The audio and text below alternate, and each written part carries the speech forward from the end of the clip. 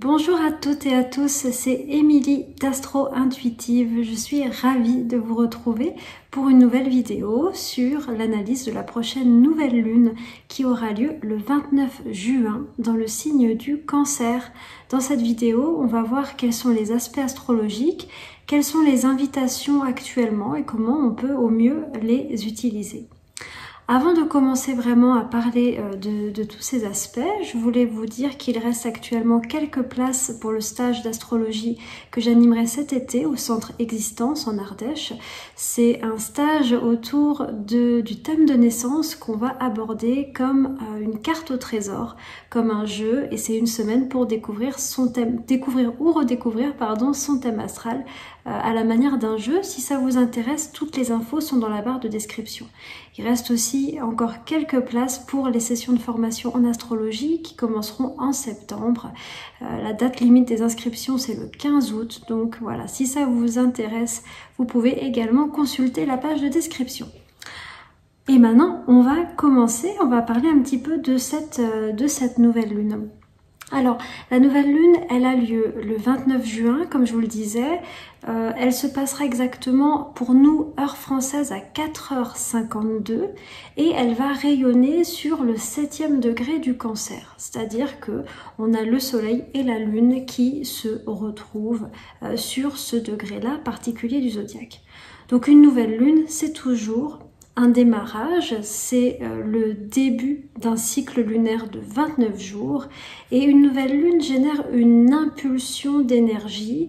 Quelque part, elle nous présente un certain programme d'évolution pour un cycle de 29 jours. Ce programme, il est défini notamment par le signe dans lequel tombe cette nouvelle lune et par ses différents aspects. Alors, ici, le signe, eh bien, c'est le signe du Cancer. Donc, Soleil et Lune se retrouvent en Cancer. Eh bien, pour comprendre un petit peu quels sont les enjeux pour ce cycle lunaire, on va un petit peu s'intéresser aux glyphes de ce signe du Cancer parce que, eh bien, j'aime beaucoup partir des symboles astrologiques parce que les symboles, en fait, nous donnent finalement tout le contenu de leur leçon, de leur rôle ou de leur énergie, rien qu'en analysant leurs symboles. Alors le signe du Cancer, ça représente finalement, c'est presque comme deux virgules, on va dire ça comme ça, qui sont entremêlées. Et on a finalement la tête de la virgule qui est tournée vers l'intérieur. On pourrait presque voir, c'est comme un fœtus presque, hein, comme deux jumeaux dans le ventre d'une maman. La tête de la virgule est tournée vers l'intérieur, tandis que le corps de la virgule forme les parois du cercle et forme finalement une forme de protection. En fait, ce signe du Cancer, ce glyphe, il nous indique le fait que nous rentrons dans un mois où il va nous être demandé de faire un petit peu comme la tête de la virgule, comme la tête d'un des bébés, je ne sais pas comment l'exprimer, mais en tout cas de tourner notre énergie, notre attention vers l'intérieur. Ce qu'exprime le glyphe du Cancer, c'est que nous rentrons dans un moment où il faut quelque part nous protéger des influences extérieures. C'est ce qu'on voit avec le corps de la virgule, hein, ça forme vraiment comme si c'était un corps qui ferait ça, on ferait quelque chose comme ça, hein, on se replierait sur nous-mêmes en fait, hein, on se protégerait, et de tourner notre attention vers l'intérieur, c'est-à-dire alors l'intérieur, qu'est-ce que ça signifie? Ça signifie plusieurs choses. Déjà, notre intérieur de base, c'est nos émotions, tous nos états émotionnels, comment on se sent, comment ça va, etc. Parce que dans la phase Cancer, c'est pour ça que, on va en reparler juste après, mais le signe du Bélier et le signe du Cancer en astrologie sont dits en carré, ça veut dire qu'ils ont une différence fondamentale, parce que le signe du Bélier est dans l'action, il se comprend, il se connaît par l'extérieur, par ce qu'il va faire, par ce qu'il va manifester, tandis que le Cancer se comprend et se connaît par l'intérieur, par ce qu'il va ressentir, par le temps qu'il va prendre pour être en contact avec cet intérieur. Donc là, ça c'est déjà intéressant. Donc on rentre dans ce... Oula, je m'envole dans les aigus, pardon. On rentre dans une phase d'intériorisation, d'exploration de notre monde intérieur et de nos émotions.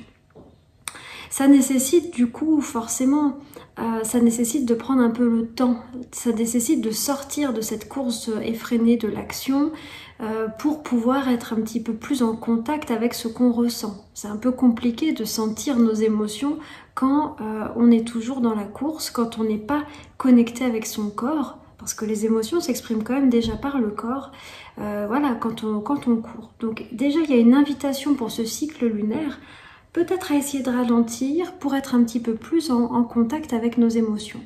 Ça, c'est le premier intérieur dont il est question. L'autre intérieur, quand je vous ai tourné son attention vers l'intérieur, eh ben, ça concerne la maison et ça concerne la famille. Donc d'ailleurs, on emploie ce mot, hein, notre intérieur, pour parler de notre maison. Eh bien, effectivement, pendant le mois Cancer, c'est un moment où on va volontairement restreindre son énergie vers l'extérieur pour l'orienter plutôt vers des considérations domestiques. Donc ça peut être un mois aussi pour coucouner sa maison, la conforter, faire en sorte qu'elle nous soit agréable, qu'elle nous nourrisse, qu'elle nous régénère, qu'elle nous réconforte. Voilà, c'est tous des questionnements par rapport à la maison. Et enfin, en tournant notre attention vers l'intérieur, donc vers notre maison, évidemment, on s'intéresse, c'est pas le bon terme, on porte notre attention, notre conscience sur les membres de notre famille, sur les personnes qui habitent la maison, les personnes qui sont avec nous dans cet intérieur. Nos enfants, ça peut être également nos enfants, nos conjoints, conjointes, les personnes également que l'on considère comme faisant partie de notre tribu. Hein.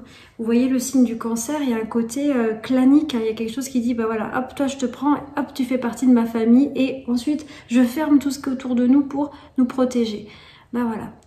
Donc c'est l'invitation pour ce mois, de donner de l'énergie, à une exploration intérieure, à un ressenti émotionnel, de pouvoir vraiment aller explorer tout ce qui concerne les émotions, de pouvoir donner de l'énergie également ce qui concerne notre intérieur compris en tant que maison. Et d'ailleurs c'est assez intéressant de se questionner sur le lien qu'il peut y avoir entre notre lieu de vie et notre intérieur psychologique, en quoi l'endroit dans lequel on vit, eh bien, manifeste quelque chose de notre territoire psychique intérieur. Ça, c'est aussi une question intéressante. Et également, donner de l'attention à nos relations familiales, ou en tout cas aux personnes que l'on considère comme faisant partie de notre tribu, de notre famille. Donc, c'est une nouvelle lune plutôt... qui est plutôt douce, qui peut être, en tout cas si on prend l'invitation, qui peut être extrêmement nourrissante parce que il y a ce côté d'appartenir à un groupe, d'appartenir à un clan, à une famille, de se régénérer chez soi, de prendre le temps pour être plus à l'écoute de soi. Et forcément, pourquoi c'est intéressant d'être à l'écoute de nos émotions? Ben parce que du coup, on peut plus facilement être à l'écoute de nos besoins. Parce que, en fait, on dit souvent le Cancer, c'est un signe très émotionnel et il est presque un peu moqué ou critiqué par rapport à ça. Mais nos émotions sont en fait des messagères. Une émotion, elle vient jamais de nulle part, elle nous renseigne sur quelque chose. Et simplement, quand on est porteur du signe du Cancer, on est très en contact avec ça. Il y a une hypersensibilité qui fait qu'on reçoit beaucoup de messages en fait. Et donc tout le challenge du Cancer, c'est d'être à l'écoute de ces messages, de les comprendre et de comprendre le besoin qui est derrière pour parvenir à un état d'harmonie et de bien-être. Donc là pour nous tous, c'est notre job pour ce mois de pouvoir un peu mieux être en contact avec nos besoins, de pouvoir un petit peu mieux y répondre parce qu'on serait un peu plus en contact avec nos émotions. D'autre part, ce que je voulais vous dire aussi, c'est que c'est vrai que c'est intéressant si vous êtes parent de constater que bien l'entrée du soleil en Cancer, qui correspond au solstice d'été, marque gentiment l'arrivée des grandes vacances, c'est-à-dire la fin de la période scolaire, et qui est donc un moment où forcément on va passer plus de temps avec nos enfants et où donc forcément on va être un peu empêché dans le travail et on va du coup diriger davantage notre énergie vers des questions familiales, des questions aussi c'est pas des questions, mais vers des vacances, vers des temps partagés avec nos proches. Ça, c'est aussi intéressant à noter. Alors, ce que je voulais vous montrer, je voulais vous partager un outil que j'ai découvert il y a quelques temps et que je trouve vraiment excellent et qui peut accompagner cette nouvelle lune en Cancer. Eh bien, ça s'appelle la roue des émotions. Alors, la roue des émotions, c'est une petite société belge qui s'appelle L'Autrement dit qui la fabrique. Alors, vous voyez un petit peu, ça ressemble à ça. Et je trouve que c'est un super outil justement pour être dans cette exploration émotionnelle.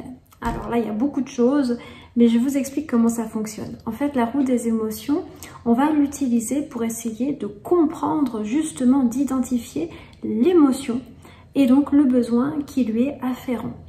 Sachant que ce n'est pas une évidence, il y a une vraie éducation à faire par rapport à nos émotions. Parce que très souvent, on a appris à les contenir, à ne pas les écouter ou voire même à culpabiliser de nos émotions. Alors au centre, vous avez ici tous les états corporels qui vous indiquent que vous commencez à être dans un état émotif, émotionnel. Donc vous avez par exemple, donc vous sélectionnez selon ce que vous, voilà, comment vous vous sentez.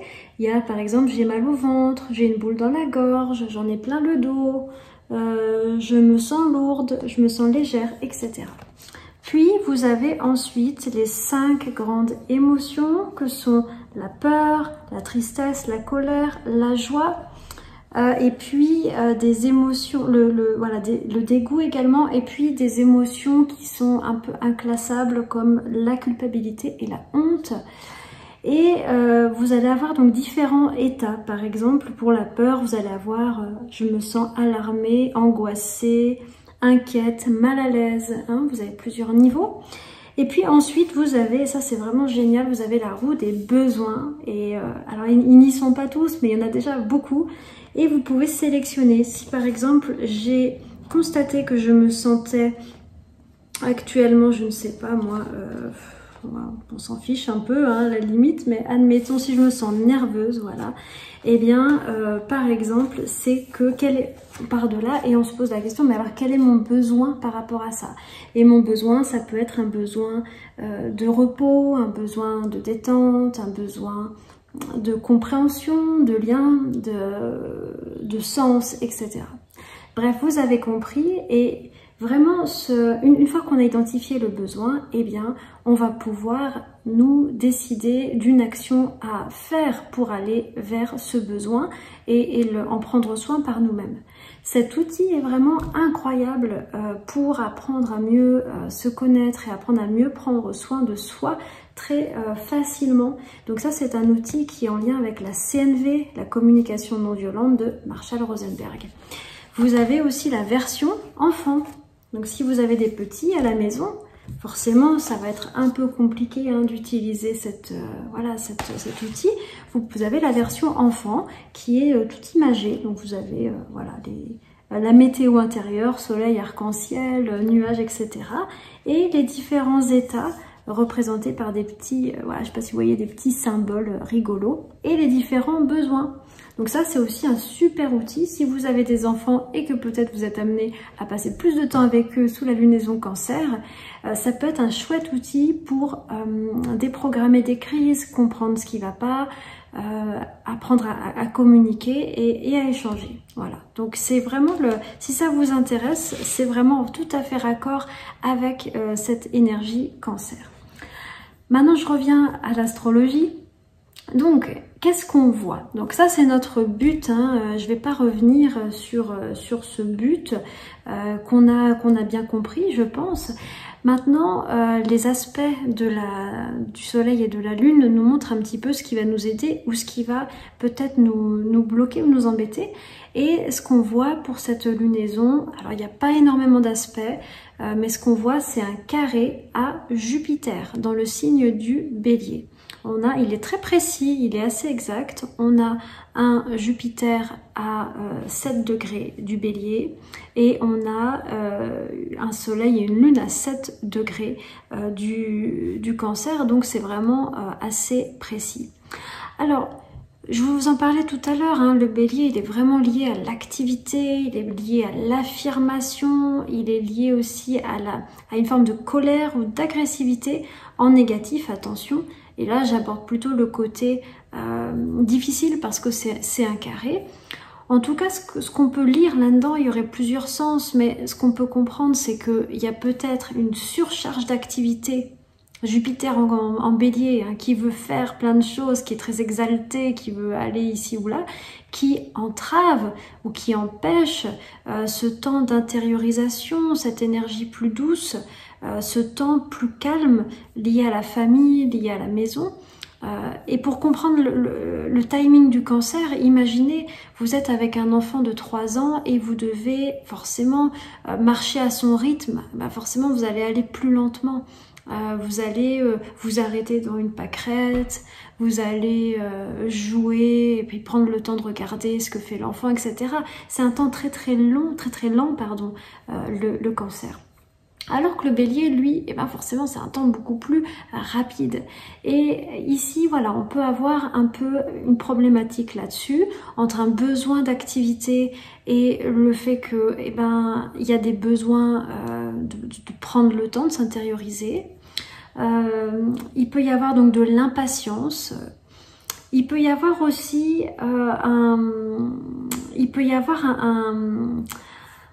comment dire, le fait qu'avec Jupiter, ça parle souvent de vouloir grandir, de vouloir évoluer, de vouloir faire des nouvelles choses. Et quand c'est en carré, bah, des fois ça nous dit c'est peut-être trop fort, il y a peut-être une notion d'exagération. Donc on peut se poser la question aussi autour de cette nouvelle lune, est-ce que des fois j'exagère pas un peu? Est-ce que mes choix est-ce qu'ils sont pondérés? Est-ce qu'ils sont justes? Est-ce qu'il n'y a pas une amplification?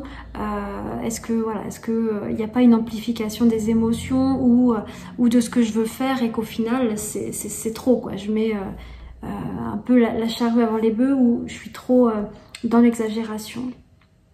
Voilà, donc de même on a un carré Jupiter-Lune, donc ça parle aussi d'un émotionnel qui est assez présent, peut-être d'émotions qui gonflent, qui enflent, alors que bon, au final l'épicentre, ce qui a provoqué ça, n'était pas forcément si grave. C'est pour ça que la petite roue des émotions peut être notre allié pour gérer cette énergie Cancer. Voilà. Donc ici, je dirais, le défi principal, c'est d'apprendre à gérer une forme d'impatience et de suractivité, d'hyperactivité, et puis aussi de voir que on peut être tellement sensible quand on baigne dans les énergies Cancer qu'on est beaucoup plus réactif et qu'on peut être plus agressif aussi. Ça peut être par exemple être aussi agressif pour défendre ses proches, pour défendre un territoire, pour défendre des idées, hein. Il y a un peu cette idée-là. Voilà, donc ça va être l'idée dans un carré comme ça quand c'est très différent, c'est d'apprendre à nourrir les deux. Donc peut-être ce que je conseillerais, c'est d'avoir, parce que le Bélier c'est aussi une énergie solitaire d'indépendance. Donc si on peut avoir des temps pour prendre soin des gens qui sont dépendants de nous, dont on a la charge ou qui nous sont liés émotionnellement. Et puis des temps vraiment solitaires, des temps pour nous, des temps où on peut aussi, pourquoi pas, se défouler. Alors c'est intéressant, j'ai entendu beaucoup de personnes qui se mettaient au sport depuis que Jupiter est rentré en Bélier, parce que forcément il y a une adéquation entre le Bélier et le fait de se défouler, le fait de faire du sport. Donc ça peut aussi être une bonne solution si vous sentez qu'il y a une forme d'agressivité ou de colère qui monte. On peut se poser la question de comment utiliser cette énergie et est-ce que le sport serait pas une bonne technique. Voilà. Je voulais vous parler encore de deux aspects qui me semblent importants. Il y en a d'autres, mais je vais vous parler des plus importants. Le premier, c'est un dont je vous ai déjà un petit peu parlé, c'est celui en lien avec Uranus et le nœud nord. Alors cet aspect-là, il sera exact le 31 juillet. Et ça nous parle vraiment d'une ouverture et d'un pas vers le nouveau, de quelque chose qui démarre, quelque chose qui commence, d'une mise à jour pour aller vers la nouveauté, bref, d'un pas en avant à faire. Alors ce pas en avant, finalement il est assez relié dans notre thème de naissance à la maison dans laquelle ça se passe. Donc si vous êtes curieux, vous pouvez chercher où se trouve le 18e degré du Taureau, parce que c'est le degré où Uranus et le nœud nord vont se rejoindre. Et vous savez que dans cette maison, il y a vraiment une impulsion qui est donnée, une impulsion très durable, un peu comme une impulsion de nouvelle lune, mais avec vraiment, vraiment des vagues beaucoup plus importantes. Uranus, d'autre part, c'est une planète qui est en lien avec l'éveil, avec les prises de conscience. Et je mettrai dans la barre de description un article écrit par Bernard Duchâtel, un très très bon article sur cette conjonction Uranus-nœud nord, et pour lui, elle correspond avec des prises de conscience individuelles, l'éveil de la conscience en nous. Voilà, c'est pas forcément que extérieur, mais ça peut être vraiment un moment où il y a un eureka, il y a quelque chose qui s'ouvre, il y a la vie intérieure qui se déploie, il y a quelque chose qu'on comprend, et il y a une forme d'alignement. Voilà, donc ça peut être aussi un transit vécu de manière très spirituelle. Et ça, donc c'est exact le 31 juillet, mais c'est vraiment quelque chose qui est valable dès maintenant et qui va rayonner jusqu'à la fin de l'année 2022. Donc ça nous parle d'un alignement, d'une prise de conscience et puis d'un pas en avant, de quelque chose de nouveau qu'on va ouvrir, d'une nouvelle manière de se positionner. Comme je vous le disais, n'hésitez pas à regarder dans quelle maison natale ça se passe parce que ça va vous en dire peut-être un peu plus. Enfin, l'aspect dont je voulais vous parler, alors il est précis le jour de la nouvelle lune, c'est un sextile entre Vénus en Gémeaux et Jupiter en Bélier. Et bien ça nous parle, alors Vénus et Jupiter, c'est vraiment des aspects assez passagers, mais qui nous parlent de choses agréables, de relations épanouissantes, de fêtes, comment dire, d'interactions sociales qui nous font du bien, qui sont agréables, qui sont plaisantes. Donc c'est vraiment un peu un climat de plaisir, de bonheur, ouais voilà, je dirais ça comme ça. Et il faut noter ici que donc Vénus est passée en Gémeaux et là ça concerne plus la manière d'entrer en relation et ce qui peut nourrir nos différentes relations, et notamment les relations amoureuses. Mais sous Vénus en Gémeaux, il y a un peu cette histoire d'avoir envie de découverte, de nouvelles expériences, voilà, d'expérimenter des choses ensemble, de voyager ensemble, de bouger. Alors évidemment ça va être les vacances, donc voilà, il y a quelque chose d'assez cohérent avec la Vénus en Gémeaux. Et ça parle également c'est une énergie qui va faciliter la communication dans les relations et notamment les relations intimes. Donc on peut aussi utiliser ce moment si on a des choses à exprimer, des choses à partager. Ben, Vénus en Gémeaux, elle nous aide. Alors évidemment ici, Jupiter en Bélier soutient cette Vénus parce que Jupiter en Bélier c'est l'action. Donc il y a un peu un côté de dire Vénus en Gémeaux dit moi j'aimerais bien faire ci, j'aimerais bien faire ça, et Jupiter en Bélier dit super, allez on le fait, faisons-le et faisons-le maintenant. Donc c'est un aspect voilà qui facilite, qui met un petit peu d'huile dans les rouages et qui peut au niveau relationnel amener une forme de nouveauté ou d'expérience agréable. Et c'est vrai que cet aspect intervient juste après, vous vous en souvenez peut-être, la conjonction Vénus-Uranus qui a vraiment marqué un peu un renouveau au niveau relationnel, peut-être des expériences inattendues, des rencontres inattendues aussi, voilà, bref, il y avait une forme de nouveauté sur le plan relationnel. Voilà, donc je vais m'arrêter là. Si je résume, je pense que ce qui est vraiment important et intéressant à faire pour ce début de cycle de lunaison, c'est vraiment d'essayer d'apprivoiser les champs de compétences du Cancer, c'est-à-dire cette forme d'intelligence émotionnelle mieux comprendre nos émotions, mieux comprendre ce qu'elles nous disent et mieux comprendre les besoins qui sont derrière. Donner plus de temps, d'attention et d'énergie à notre maison et à notre famille, aux membres chers à notre cœur qui sont dans notre maison ou qui ne vivent pas avec nous mais qui nous sont étroitement liés. Il y a vraiment cette notion de je vais réénergétiser mes liens familiaux, je vais remettre de l'énergie pour que je me sente coucounée, que je me sente en sécurité dans ma vie, dans ma maison, etc.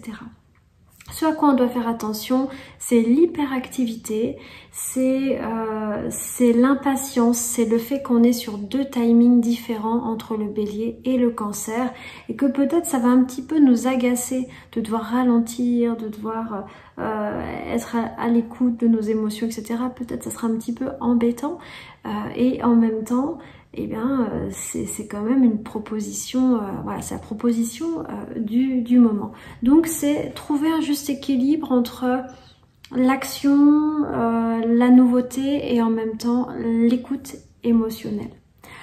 Voilà, je m'arrête là. Je vous souhaite une très belle nouvelle lune. J'espère que ça va guider un petit peu vos intentions de nouvelle lune et puis la manière dont vous vivrez ce cycle. Et moi, je vous retrouve dans 15 jours pour la vidéo concernant la pleine lune. On verra comment ce cycle a évolué. Je vous embrasse. À bientôt.